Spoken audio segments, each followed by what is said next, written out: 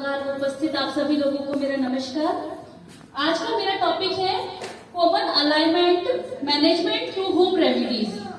इसका मतलब है कि आप घरेलू चिकित्सा से भी ठीक हो सकते हैं। आज से 150 साल 200 साल पहले हमारे पास कोई एलोपैथिक पद्धति नहीं थी। हम हमारे घरेलू उपचार से ही ट्रीटमेंट करते थे, इलाज करते थे। तो वही मैं आपको बताऊंगी कि आप घर पे रह के डॉक्टर के पास नहीं जा सकते। रात को 2:30 बजे आपका बच्चा बीमार हो गया, आप बीमार हो गए, तो ऐसे में क्या कर सकते हो घर पे। ठीक है, तो वो मेरा टॉपिक है आज का।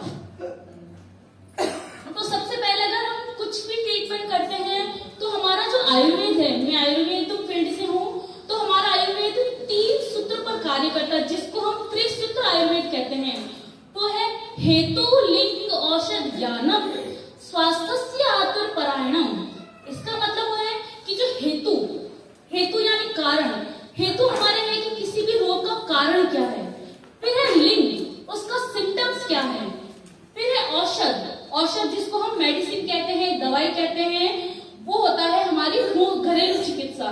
तो ये हमारा त्रिसूत्र आयुर्वेद है। इसी के बेस पे हम हमारा इलाज शुरू करते हैं पेशेंट का। तो जो होम रेमेडीज है, अगर आप कहें कि भाई कैंसर हो गया तो क्या होम रेमेडीज से ठीक हो जाएगा, ऐसा नहीं है। कैंसर के लिए बकायदा फॉर्मुलेशन आता है जो 10 से 12 मेडिसिन का होता है। दमा अस्थमा का भी प्रॉपर ट्रीटमेंट होता है, टीबी का भी प्रॉपर ट्रीटमेंट होता है, पूरा फॉर्मुलेशन होता है। होम रेमेडीज सिम्टोमेटिक ट्रीटमेंट करती है, ठीक है ना। ये किसी भी आयुर्वेदिक फॉर्मूले का रिप्लेसमेंट नहीं है, ठीक है ना। आप आरोग्य वर्धनी बट्टी या आप किसी भी तरीके का फॉर्मुलेशन, बसंत कुमार रस ले लो, बसंत मालती रस ले लो, उसका रिप्लेसमेंट नहीं है। ये सिम्टोमेटिक ट्रीटमेंट है, आपको राहत मिलेगी। और किसी भी ट्रीटमेंट को लेने से पहले ये सोचो कि बीमारी क्यों पड़ना। तो prevention is better than cure, यानी आप अपने आप को ऐसे रखिए कि हम बीमारी ना हो। यानी हमारा आयुर्वेद कहता है दिनचर्या को फॉलो कीजिए, रात्रिचर्या को फॉलो करो, ऋतुचर्या को फॉलो करो। दिनचर्या ब्रह्म मुहूर्त में उठना, इतना जल्दी देखो कोई नहीं आता है, उठ रहे हैं कि सूर्यास्त से पहले बहुत कम लोग उठते हैं। तो कोशिश करो कि आप 6 बजे तक उठ जाए। उसके बाद नियमित दिनचर्या कीजिए, जो भी आपका दिनचर्या का है रूटीन उसको फॉलो कीजिए। फिर है ऋतुचर्या, यानी मौसम के अकॉर्डिंग खान पान लीजिए। जैसे सर्दी होती है तो मैं तो जो मैं भी नौकरी करती हूँ उसमें मैंने देखा है कि लोग सर्दी में भी दही खाते हैं। वैसे नहीं खाना चाहिए, अभिषेक होता है, कफ बढ़ाता है। और सभागार में उपस्थित आप सभी लोगों को मेरा नमस्कार। आज का मेरा टॉपिक है common alignment management through whom remedies. इसका मतलब है कि आप घरेलू चिकित्सा से भी ठीक हो सकते हैं। आज से 150 साल 200 साल पहले हमारे पास कोई एलोपैथिक पद्धति नहीं थी। हम हमारे घरेलू उपचार से ही ट्रीटमेंट करते थे, इलाज करते थे। तो वही मैं आपको बताऊंगी कि आप घर पे रह के डॉक्टर के पास नहीं जा सकते। रात को 2:30 बजे आपका बच्चा बीमार हो गया, आप बीमार हो गए, तो ऐसे में क्या कर सकते हो घर पे। ठीक है, तो वो मेरा टॉपिक है आज का। तो सबसे पहले अगर हम कुछ भी ट्रीटमेंट करते हैं तो हमारा जो आयुर्वेद है, मैं आयुर्वेद फील्ड से हूँ, तो हमारा आयुर्वेद 3 सूत्र पर कार्य करता है, जिसको हम त्रिसूत्र आयुर्वेद कहते हैं। तो है हेतु लिंग औषध ज्ञानम स्वास्थ्य आतुर परायणम। इसका मतलब है कि जो हेतु यानी कारण, हेतु हमारे है कि किसी भी रोग का कारण क्या है। फिर है लिंग, उसका सिम्टम्स क्या है। फिर है औषध जिसको हम मेडिसिन कहते हैं, दवाई कहते हैं, वो होता है हमारी घरेलू चिकित्सा। तो ये हमारा त्रिसूत्र आयुर्वेद है। इसी के बेस पे हम हमारा इलाज शुरू करते हैं पेशेंट का। तो जो होम रेमेडीज है, अगर आप कहें कि भाई कैंसर हो गया तो क्या होम रेमेडीज से ठीक हो जाएगा, ऐसा नहीं है। कैंसर के लिए बकायदा फॉर्मुलेशन आता है जो 10 से 12 मेडिसिन का होता है। दमा अस्थमा का भी प्रॉपर ट्रीटमेंट होता है, टीबी का भी प्रॉपर ट्रीटमेंट होता है, पूरा फॉर्मुलेशन होता है। होम रेमेडीज सिम्टोमेटिक ट्रीटमेंट करती है, ठीक है ना। ये किसी भी आयुर्वेदिक फॉर्मूले का रिप्लेसमेंट नहीं है, ठीक है ना। आप आरोग्य वर्धनी बट्टी या आप किसी भी तरीके का फॉर्मुलेशन, बसंत कुमार रस ले लो, बसंत मालती रस ले लो, उसका रिप्लेसमेंट नहीं है। ये सिम्टोमेटिक ट्रीटमेंट है, आपको राहत मिलेगी। और किसी भी ट्रीटमेंट को लेने से पहले ये सोचो कि बीमारी क्यों पड़ना। तो prevention is better than cure, यानी आप अपने आप को ऐसे रखिए कि हम बीमारी ना हो। यानी हमारा आयुर्वेद कहता है दिनचर्या को फॉलो कीजिए, रात्रिचर्या को फॉलो करो, ऋतुचर्या को फॉलो करो। दिनचर्या ब्रह्म मुहूर्त में उठना। इतना जल्दी देखो कोई नहीं आता है, उठ रहे हैं कि सूर्यास्त से पहले बहुत कम लोग उठते हैं, तो कोशिश करो कि आप 6 बजे तक उठ जाए। उसके बाद नियमित दिनचर्या कीजिए, जो भी आपका दिनचर्या का है रूटीन उसको फॉलो कीजिए। फिर है ऋतुचर्या, यानी मौसम के अकॉर्डिंग खान पान लीजिए। जैसे सर्दी होती है तो मैं तो अब जो मैं भी नौकरी करती हूँ उसलिए मैंने देखा है कि लोग सर्दी में भी दही खाते हैं, वैसे नहीं खाना चाहिए। अभिषेक होता है, कफ बढ़ाता है। और सभागार में उपस्थित आप सभी लोगों को मेरा नमस्कार। आज का मेरा टॉपिक है common alignment management through whom remedies. इसका मतलब है कि आप घरेलू चिकित्सा से भी ठीक हो सकते हैं। आज से 150 साल 200 साल पहले हमारे पास कोई एलोपैथिक पद्धति नहीं थी, हम हमारे घरेलू उपचार से ही ट्रीटमेंट करते थे, इलाज करते थे। तो वही मैं आपको बताऊंगी कि आप घर पे रह के डॉक्टर के पास नहीं जा सकते। रात को 2:30 बजे आपका बच्चा बीमार हो गया, आप बीमार हो गए, तो ऐसे में क्या कर सकते हो घर पे, ठीक है। तो वो मेरा टॉपिक है आज का। तो सबसे पहले अगर हम कुछ भी ट्रीटमेंट करते हैं तो हमारा जो आयुर्वेद है, मैं आयुर्वेद फील्ड से हूँ, तो हमारा आयुर्वेद 3 सूत्र पर कार्य करता है, जिसको हम त्रिसूत्र आयुर्वेद कहते हैं। तो है हेतु लिंग औषध ज्ञानम स्वास्थ्य आतुर परायणम। इसका मतलब है कि जो हेतु यानी कारण, हेतु हमारे है कि किसी भी रोग का कारण क्या है। फिर है लिंग, उसका सिम्टम्स क्या है। फिर है औषध जिसको हम मेडिसिन कहते हैं, दवाई कहते हैं, वो होता है हमारी घरेलू चिकित्सा। तो ये हमारा त्रिसूत्र आयुर्वेद है। इसी के बेस पे हम हमारा इलाज शुरू करते हैं पेशेंट का। तो जो होम रेमेडीज है, अगर आप कहें कि भाई कैंसर हो गया तो क्या होम रेमेडीज से ठीक हो जाएगा, ऐसा नहीं है।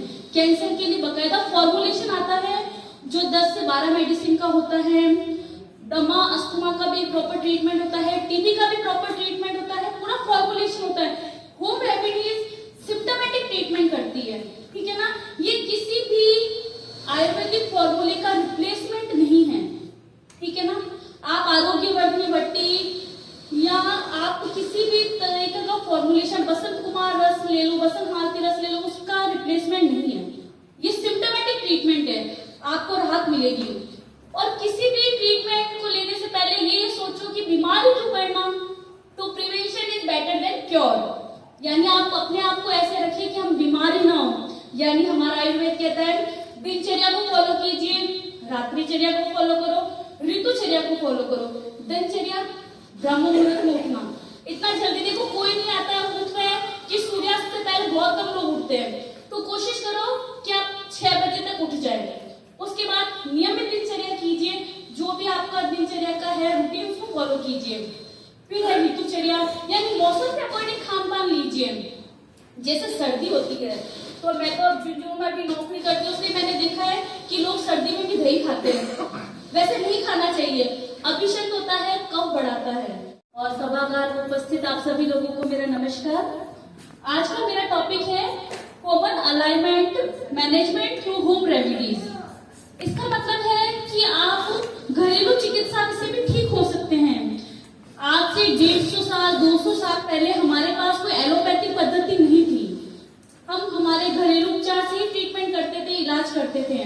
तो वही मैं आपको बताऊंगी कि आप घर पे रह के डॉक्टर के पास नहीं जा सकते। रात को 2:30 बजे आपका बच्चा बीमार हो गया, आप बीमार हो गए, तो ऐसे में क्या कर सकते हो घर पे, ठीक है। तो वो मेरा टॉपिक है आज का।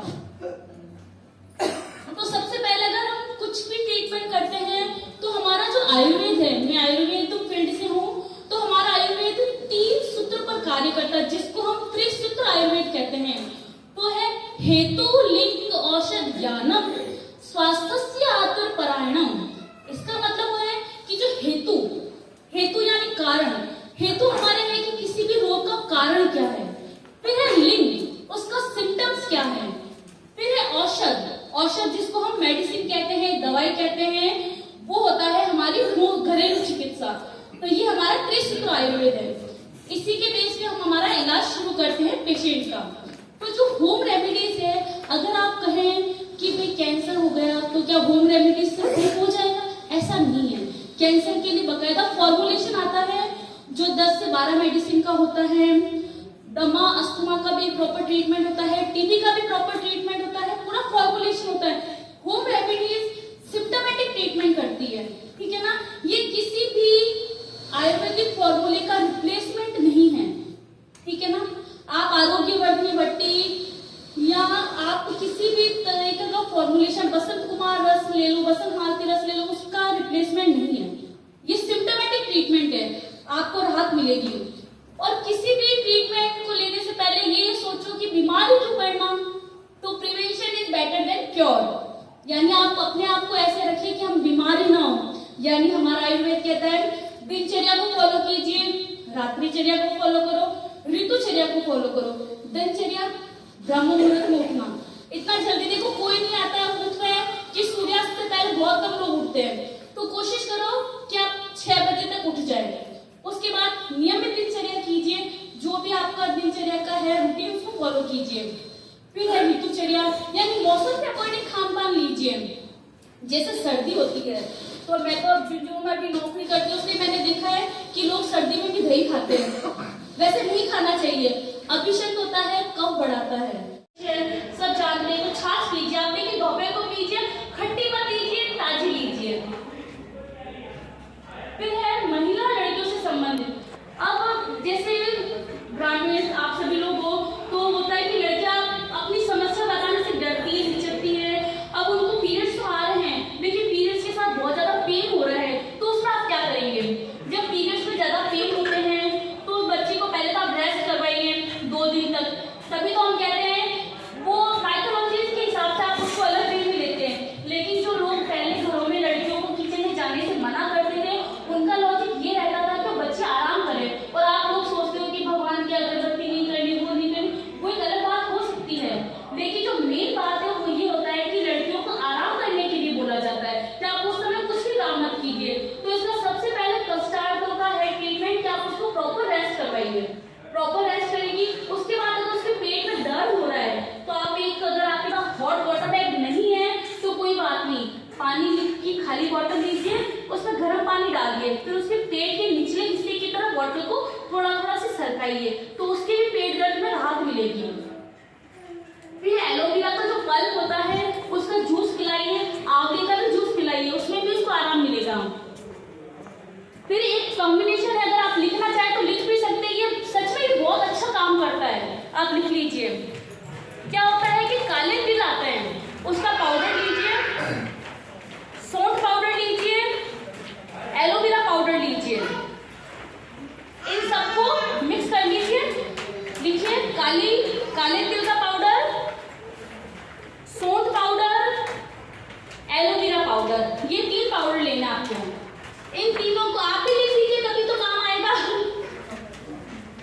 कुछ ये ट्रीटमेंट ऐसे होते हैं जो रामबाण का भी काम करते हैं। एलोवेरा में मिलता है? हाँ, एलोवेरा पाउडर मिलेगा। एलोवेरा को सुखा कर ले लेते हैं, कुछ भी पाउडर बनाना तो उसको सुखा दीजिए, प्रॉपर सनलाइट दीजिए। जैसे ग्वारपाठा में बता रही हूँ, एलोवेरा का मतलब है ग्वारपाठा, काले तिल का पाउडर और सौंठ पाउडर, इन सब का पाउडर बना के 3 ग्राम आपको गुड़ के साथ दे दीजिए, शहद के साथ दे दीजिए, अपनी बच्चियों को दीजिए, उसमें आराम आएगा, परेशान नहीं रहेंगी बच्चियां। कब तक उसको पेन किलर दोगे आप, एंटीस्पाज़म दोगे? कितनी मात्रा में? 3 ग्राम होनी चाहिए ना, 2 से 3 ग्राम, ये सब बराबर मात्रा में मिलाना है। हाँ, ठीक है। फिर रक्त की कमी होना, जैसे हमारे अभी राजस्थान में बहुत बड़ा उन्मूलन कार्य चल रहा है, एनीमिया, फिर भी खा रहे हैं, तो वो होता है कि आप ऋतुचर्या का पालन नहीं कर रहे। मौसम के अकॉर्डिंग आपको आहार विहार यानी खाने की डाइट और आपको नियम, आपकी जो चलना फिरना है, आपको कैसे मौसम में चलना है या आपको योगा करना है, वो सारा आपका विहार हो गया। ये हो गया ऋतु के अकॉर्डिंग, मौसम के अकॉर्डिंग।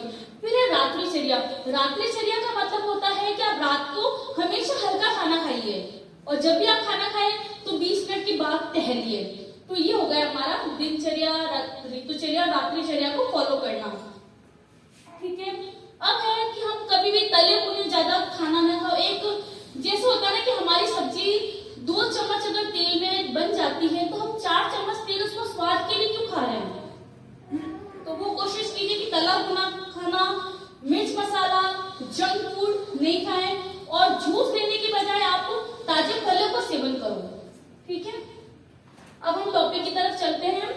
तो उसमें होता है सामान्य सर्दी जुकाम, यानी हमारे नाक से पानी बहना, छींके आना, गले में खराश होना, सर दर्द होना, ये सभी होता है हमारे सर्दी जुकाम के सिम्टम्स होते हैं। अब इसमें हम क्या कर सकते हैं?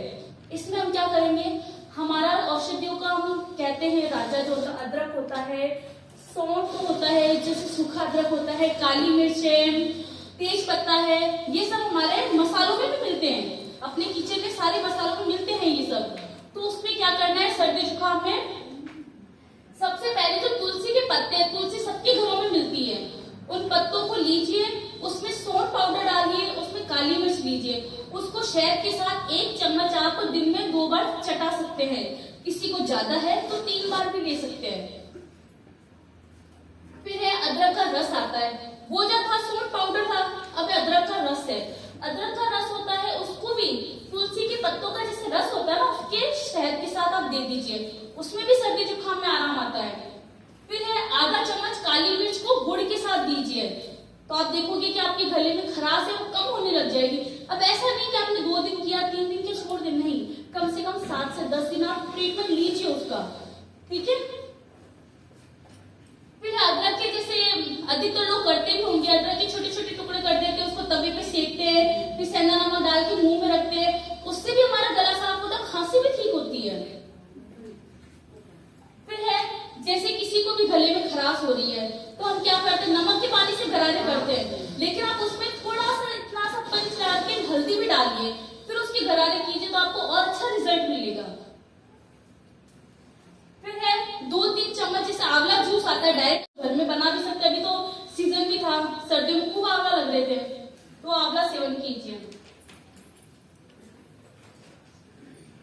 फिर है अस्थमा, जैसे अस्थमा होता है उसका तो देखो एक ये होता है कि पूरा ट्रीटमेंट ही चलता है, लेकिन आपकी दवाइयां खत्म हो गई, अब आपके पास ज्यादा आपको परेशानी हो रही है, कोई डॉक्टर भी नहीं है या हॉस्पिटल बंद हो गए, ऐसा कुछ है तो आप घरेलू ट्रीटमेंट भी दे सकते हैं। किसी को जैसे दमा के दौरे आ रहे हैं तो उसमें आप क्या करोगे, सबसे पहले उसको गर्म पानी लेंगे, उसके अंदर टॉवेल भिगो दोगे, फिर उसको छाती पर लपेट देना उसके टॉवेल को।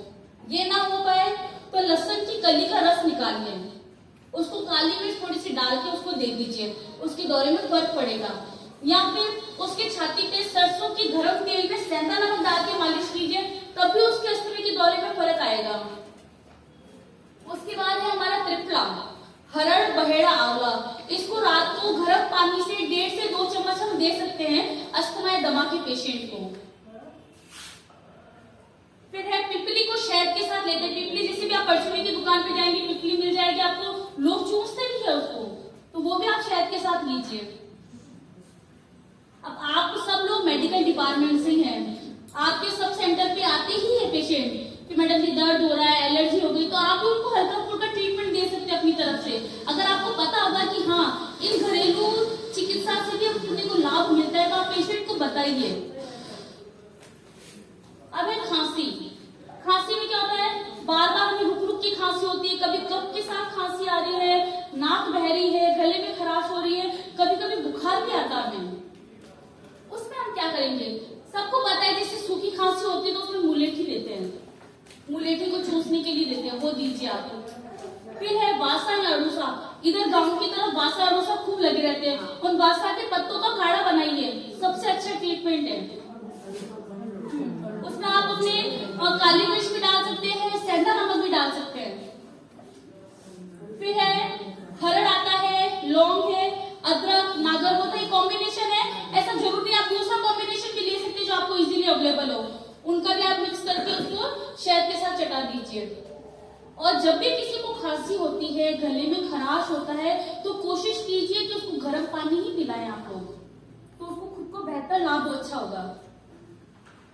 फिर आता हमारा बुखार, बुखार जैसे कोविड में सभी को पता है कि बुखार का ट्रीटमेंट आखिर तो गिलोय ने ही किया, तो गिलोय का काढ़ा बनाइए। काढ़ा कैसे बनाएंगे, ये सबसे देखो एक है बात, तो उसमें क्या लेते हैं कि जैसे अपने गिलोय के तने आप आरोग्यवर्धनी बट्टी या आप किसी भी तरीके का हमेशा बसंत कुमार रस ले लो, बसंत मालती रस ले लो, उसका रिप्लेसमेंट नहीं है। ये सिम्टोमेटिक ट्रीटमेंट है, आपको राहत मिलेगी। और किसी भी ट्रीटमेंट को लेने से पहले ये सोचो कि बीमारी क्यों पड़ना, तो prevention is better than cure. यानी आप अपने आप को ऐसे रखिए कि हम बीमारी ना हो। यानी हमारा आयुर्वेद कहता है दिनचर्या को फॉलो कीजिए, रात्रिचर्या को फॉलो करो, ऋतुचर्या दिन की देखरेख में होता है, क्योंकि कम्युनिटी के कॉन्टेक्ट में आप लोग रहते हैं। आप लोग जानते हैं कि आपके गांव की पॉपुलेशन कितनी है, वहाँ पे 30 वर्ष के ऊपर कितने लोग हैं, वो अपनी कौन सी समस्या से जूझ रहे हैं, वो आप लोगों को अच्छे से पता होता है। आप कम्युनिटी के डायरेक्ट कॉन्टेक्ट में होते हैं। तो वही मैं सीबैक फॉर्म बताऊंगी कि आप उसको कैसे भरवाएंगे। तो सीबैक फॉर्म के साथ आप ये करना है कि अपने फैमिली फोल्डर भी साथ ले जाना। कभी भी किसी फैमिली में आप सीबैक फॉर्म जाते हैं लेकर, तो उसके साथ फैमिली फोल्डर भी ले जाइए। तो हमारा आज का टॉपिक है सीबैक। सीबैक का सबसे पहले है स्क्रीनिंग करेंगे हम।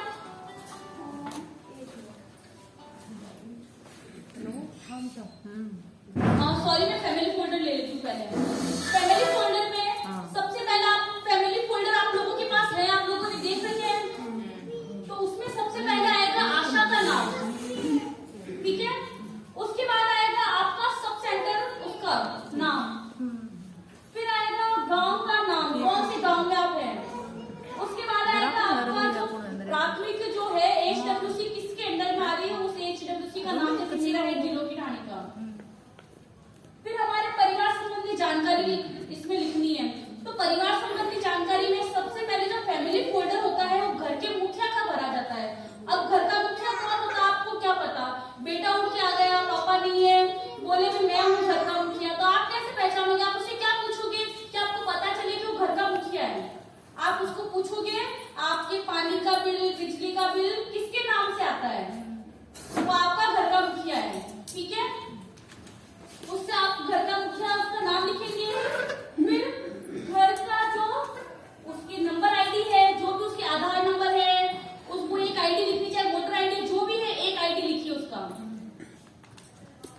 ये हो गई उसके घर के मुखिया की जानकारी। अब हम घर का प्रकार देखेंगे, उसके घर का क्या है। तो उसमें जो भी उसके जो सुविधाएं ले रहे हैं उसका टिक कीजिए। टिक करने के बाद वो अलग से एक लिखा हुआ है उसमें स्पष्ट करना है, यानी टिक करने के बाद आप उसका नाम भी लिखोगे। जैसे घर का प्रकार कैसा है, कच्चा है, पक्का है, या ईंट का बना है, कंक्रीट का बना है, जो भी है ईंट का बना है तो आप लिखोगे कि ईंट का बना हुआ है। फिर दूसरा आता है उसके शौचालय की स्थिति। शौचालय की स्थिति में ये है कि उसको बहता पानी आ रहा है या उसमें सख्त गड्ढा हो रखा है, नल की व्यवस्था कैसी है, वो सब आपको मेंशन करना है। उसके बाद आएगा ये वो पीने के पानी की उसकी क्या व्यवस्था है। पीने के पानी की व्यवस्था मतलब वो नल के पानी का यूज कर रहा है, हैंडपंप यूज कर रहा है, कुएं का पानी ले रहा है, जिस भी तरह के पानी का प्रकार है आप उसको मेंशन कीजिए। उसके बाद है बिजली की उपलब्धता। बिजली वो कैसे यूज में ले रहा है, किसी के सोलर प्लांट लगे होते हैं, जनरेटर होते हैं या कैरोसिन लाइट होती है, तो उनको स्पष्ट करना है। उसके बाद है मोटर गाड़ी, यानी वो ट्रैवलिंग के लिए किस प्रकार का यातायात यूज ले रहा है, स्कूटी ले रहा है, मोटर बाइक ले रहा है, 4 व्हीलर ले रहा है, ट्रैक्टर ले रहा है, जो भी आप मेंशन कीजिए। उसके बाद है खाना बनाने के लिए आप किस प्रकार का ईंधन यूज में लेते हैं। कोई लकड़ी से खाना बनाता है या फसलों को जलाकर लेता है, और कोई मिट्टी का तेल यूज में ले रहा है।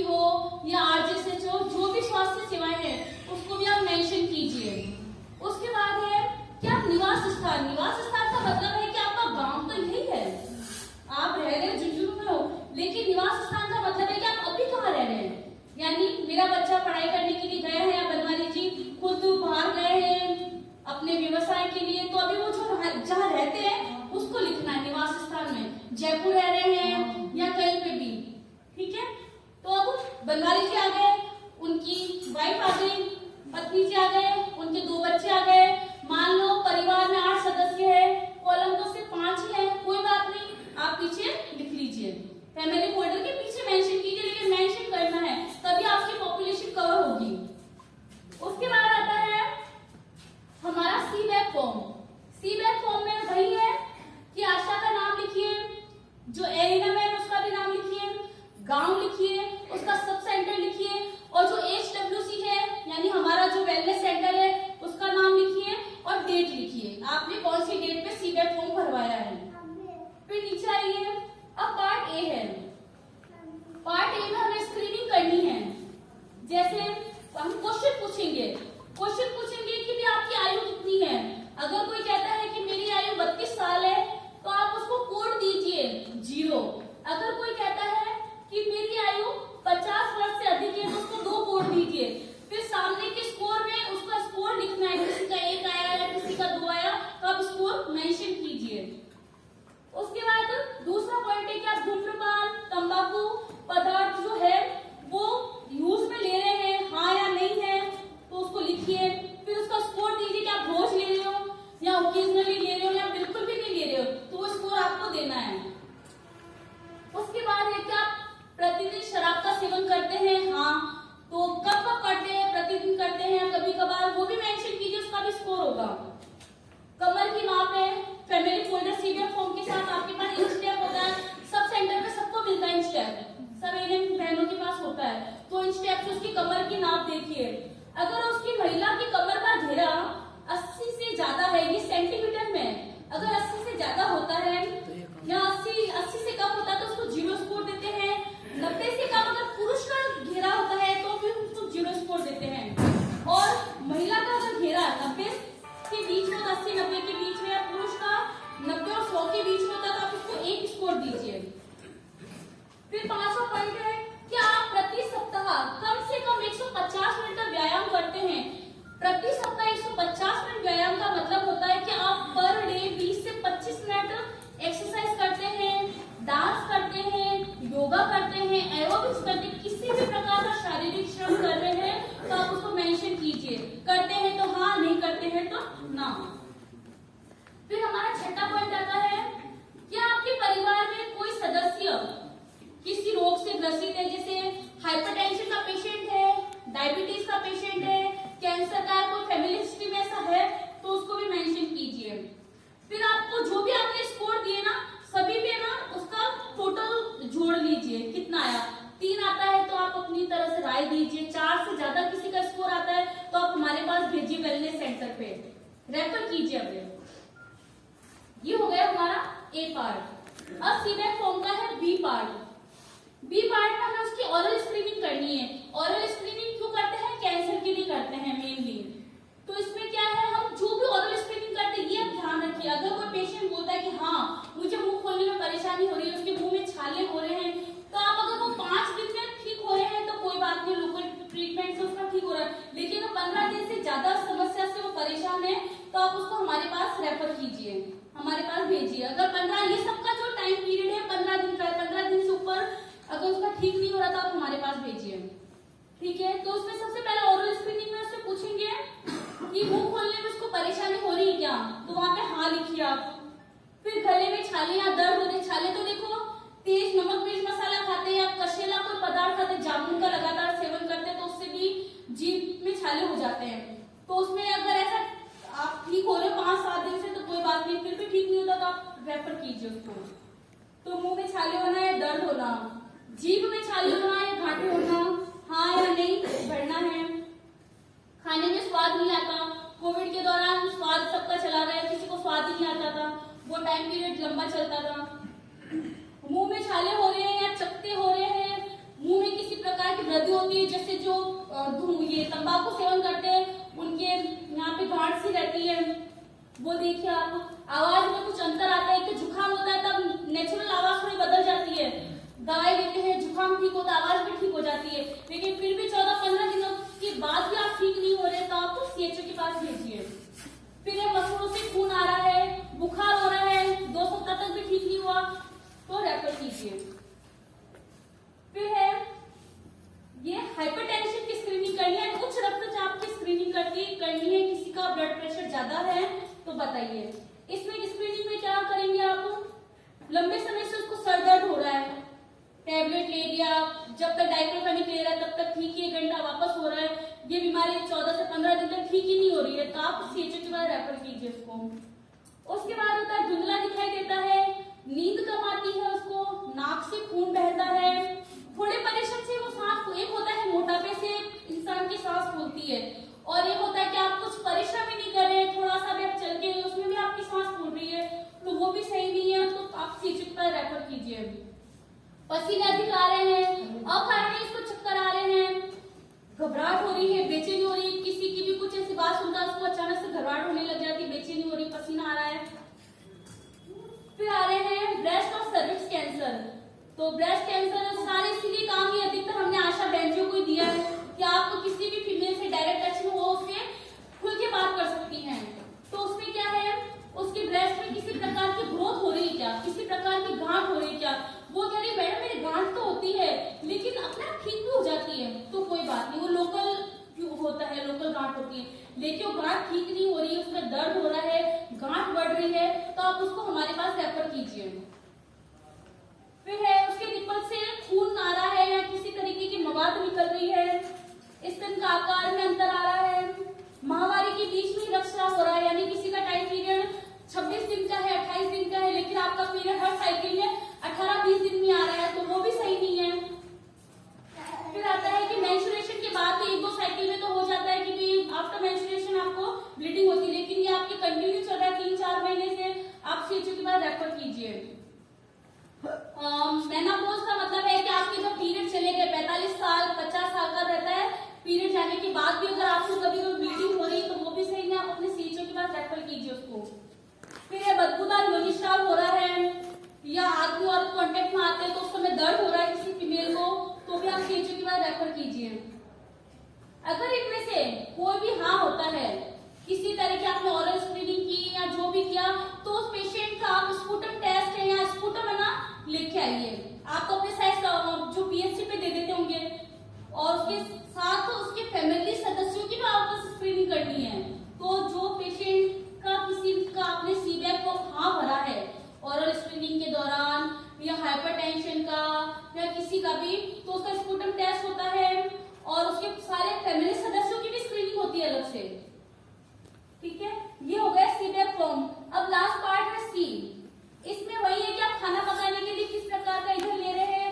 4 नंबर पे जैसे कोयला है, 3 नंबर पे गोबर के उपले हैं, 2 नंबर पे फसल के अवशेष है, 1 पे लकड़ी है, तो कोड अंकित करे कि 1 है मैं लकड़ी यूज करता हूँ या करती हूँ। फिर दूसरा उसका ऑक्यूपेशन या उसका व्यवसाय क्या है, वो ईंट भट्टी में काम करता है या कूड़े करकट का कोई काम है या किसी कारखाने में काम कर रहा है, तो उसका भी कोड अंकित कीजिए। ये हो गया सीबैक फॉर्म और फैमिली फोल्डर। इससे संबंधित किसी भी प्रकार की कोई समस्या है तो आप बताइए।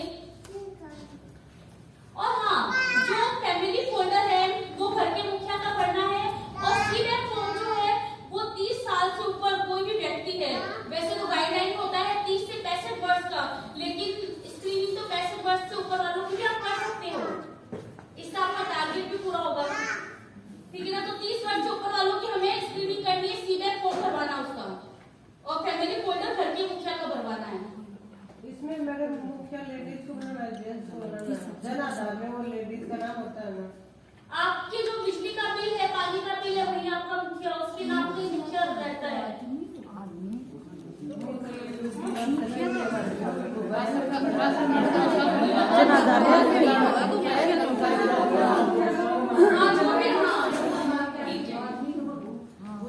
नहीं जनाधार तो चालू है, राशन कार्ड का नुकसान नहीं होगा।